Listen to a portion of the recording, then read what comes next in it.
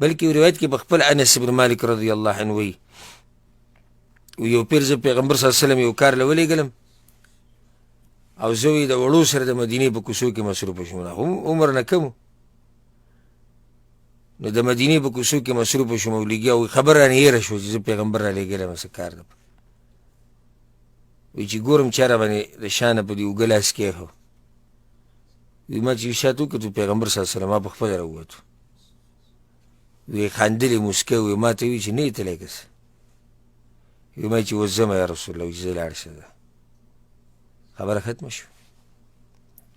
داسې اخلاق موږ خو خادم پرېږده ښځه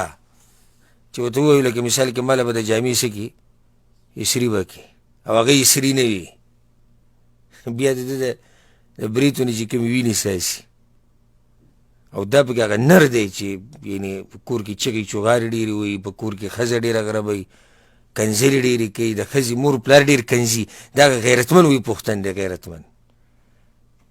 داسې غیرت او پښتو موږ الحمدلله د خپل بوټان پې پاکوو. غیرت خو دا دی چې انسان اوچت اخلاق وساتي، اوچت صفات ولري، دا اوچت خوی دی، اوچت اخلاق دي.